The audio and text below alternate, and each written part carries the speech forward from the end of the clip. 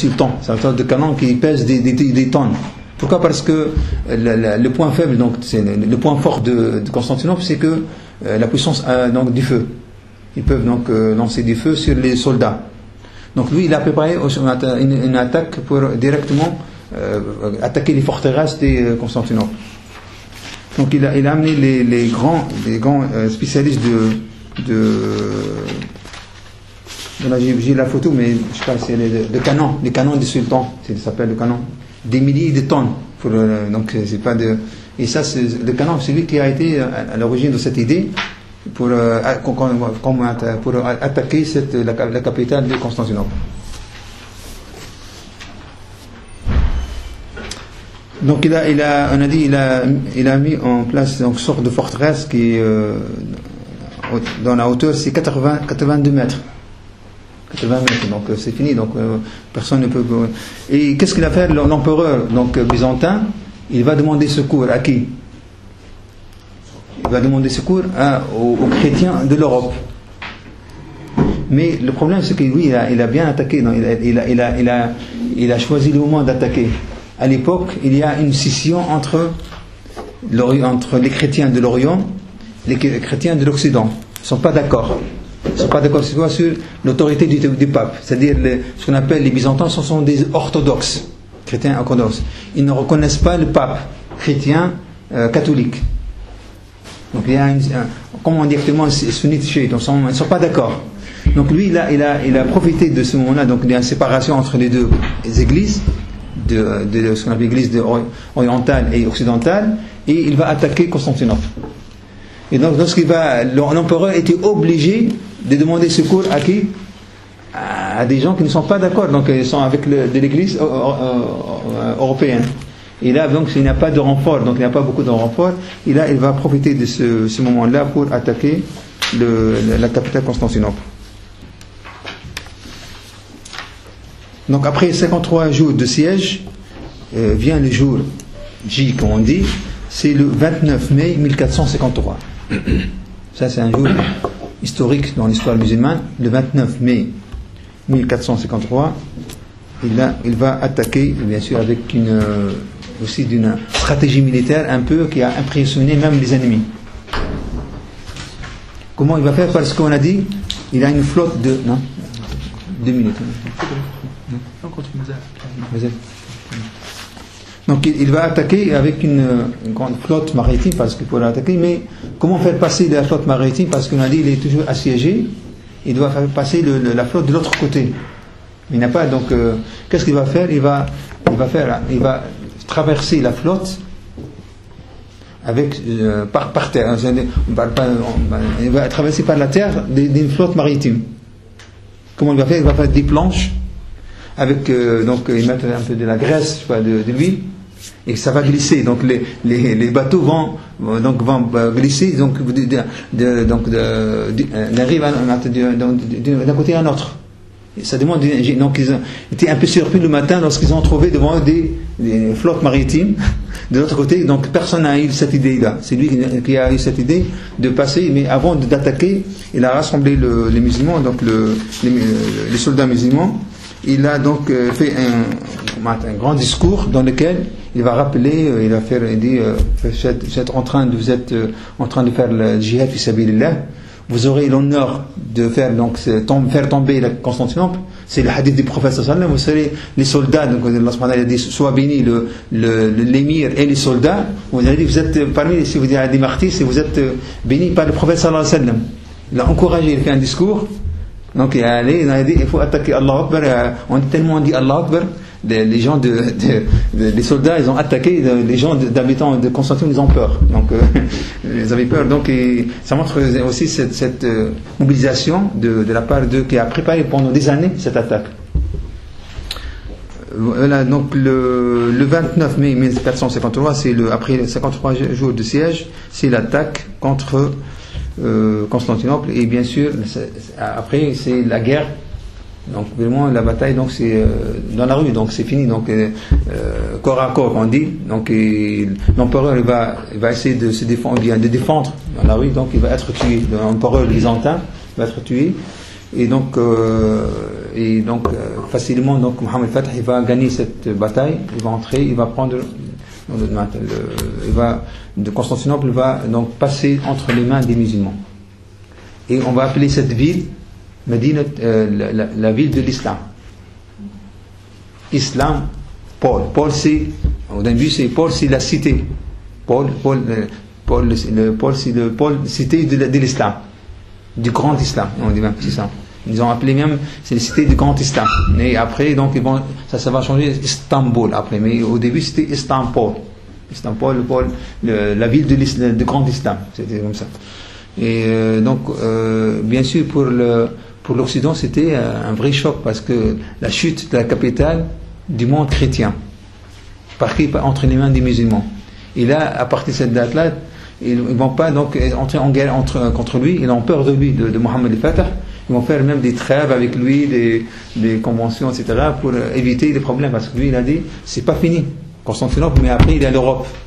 Donc, il est à l'Europe, donc ils ont essayé, donc ça va venir après, donc il va entrer en Europe, et même il va mettre fin au royaume de Serbes. Vous savez, les Serbes, on a dit les Serbes qui ont attaqué les musulmans donc pendant ce génocide des années 90. Donc il a mis fin à ces Serbes qui sont des ennemis de l'islam. Depuis la présence musulmane au Balkan, ils ont un grand ennemi, c'est les Serbes. Déjà jusqu'à aujourd'hui. Ils n'aiment pas les musulmans. Ils ont une grande hostilité contre les musulmans. Et lui, donc, il a mis fin au royaume en 1459, déjà après. Donc, le 1053, c'est Constantinople. Et il a mis fin à cette... il va même contrôler la mer Noire.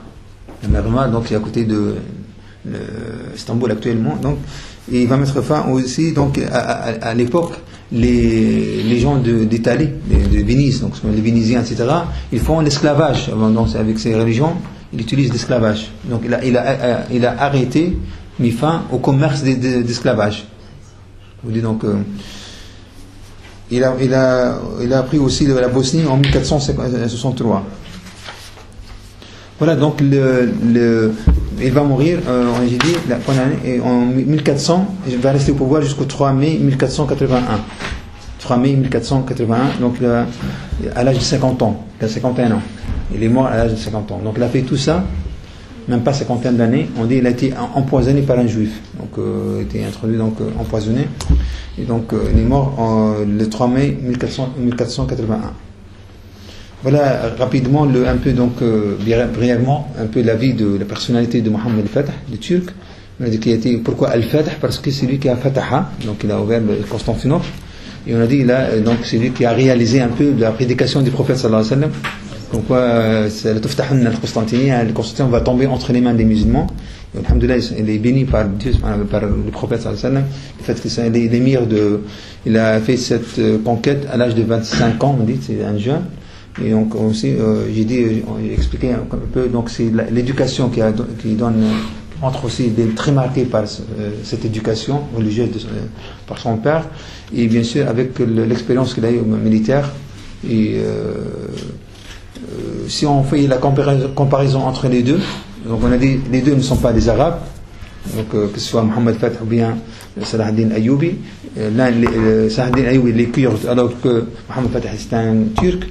Deux, donc le fait que ces gens-là sont issus de familles, donc une famille très religieuse, donc dans une ambiance religieuse, d'où l'importance de l'éducation.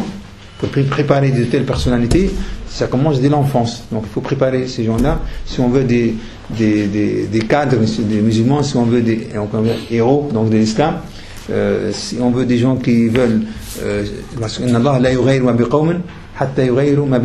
pas se changer tant qu'on n'a pas changer le monde, la situation d'un peuple tant qu'il n'a pas fait le changement de soi-même. Donc ça c'est une règle divine.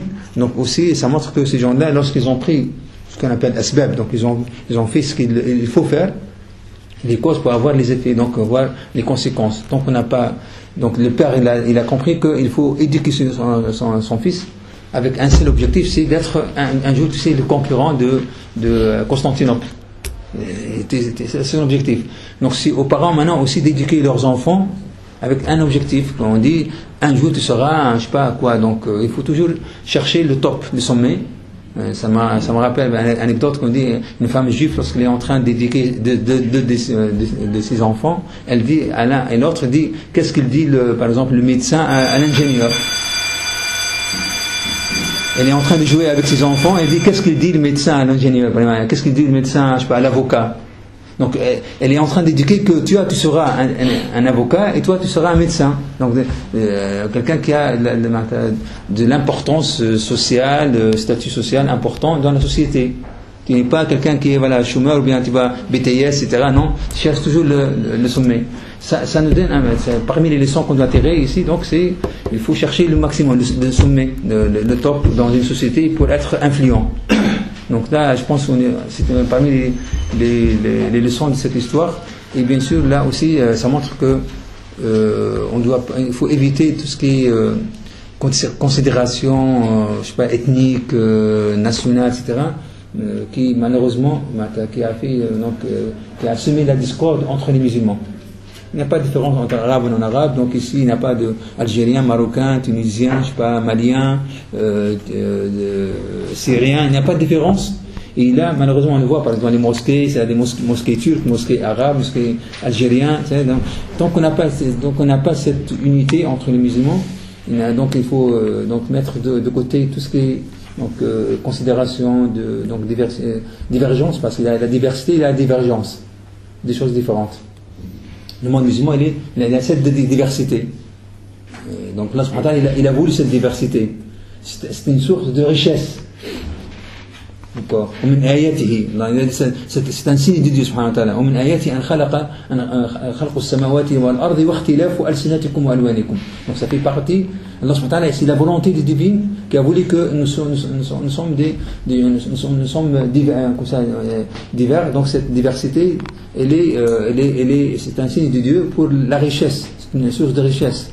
Mais il ne faut pas tomber dans la divergence ou bien dans la discorde, dans les conflits parce qu'on est différent. Et la différence, quand je dis la différence, l'essentiel c'est le meilleur parmi vous, c'est le plus pieux. Et là, ça nous donne une leçon de ces gens-là, que des Kurdes, des Turcs, ils ont dit non, il n'y a pas de différence. Déjà, il y a tout un empire. Après, donc il ne faut pas oublier que après 1453, après Istanbul, elle est devenue la capitale de l'État ottoman. Mohammed Fatah, donc il a conquis de Constantinople, mais il faut attendre 1517 lorsque Istanbul va devenir la capitale du monde musulman en tant que califat. Donc après, ça va devenir Istanbul en 1517 la capitale du monde musulman. C'est-à-dire que les musulmans, ils ont perdu Bagdad, la capitale, 1258, et Allah subhanahu wa ta'ala, il a voulu que les Turcs, c'était les Ottomans, qui vont donner de nouveau un peu de souffle, donc les musulmans vont reprendre un peu espoir en la capacité des musulmans de gouverner le monde et donc avoir cette unité symbolique, religieuse et politique à partir de 1517 grâce à ces musulmans mais qui sont d'origine turque. Et donc on a dit Mohammed Fatah, c'était là qui a joué le rôle de faire tomber Constantinople, comme Salah ad-Din Ayoub, il a sauvé Jérusalem aussi, Al-Quds. Donc c'est lorsqu'on dit Al-Quds, c'est un lieu saint. En plus, ça nous rappelle bien sûr le voyage nocturne du prophète sallallahu alayhi wa sallam et l'ascension, l'Isra wal Mi'raj, etc. Donc ces gens-là, ils ont le souci de vivre avec l'islam. Donc certains, lorsqu'il est tranquille, lui et sa famille, ils disent alhamdulillah, dunya haniya, c'est tranquille, tout va bien. Mais il ne pense pas à la cause de l'islam, c'est-à-dire à la situation des musulmans. Il s'en fout, il dit moi, alhamdulillah, je suis tranquille, j'ai fait ma prière, mes enfants sont bien éduqués, etc. Mais est-ce que tu as pensé à la situation des mondes musulmans, à l'Ummah islamien? Et il voit toujours ces soucis. Regardez, Salah ad-Din Ayoub, il a pu rester un chef d'État ayoubite, et alhamdulillah, il est très bien, un sultan. Non, on est dit, tant que Jérusalem n'est pas libérée, ça, pour moi, je ne peux pas vivre, je ne peux pas rester tranquille. Et là, c'est à nous de voir aussi, regarder la situation des musulmans. Si chacun fait un effort pour dire, moi, ça m'intéresse. Le prophète sallallahu alayhi wa sallam dit, Man lam yahtam bi amr al-muslimina falaysa minhum. Celui qui ne s'occupe pas des affaires des musulmans n'appartient pas à cette communauté musulmane, à l'Ummah. Donc il faut avoir ce souci donc de vivre l'islam. Il ne faut pas vivre pour lui-même, il ne faut pas être égoïste, mais il faut penser aussi à l'état d'islam. Voilà. Barakallahu fikum, jazakumullah khair.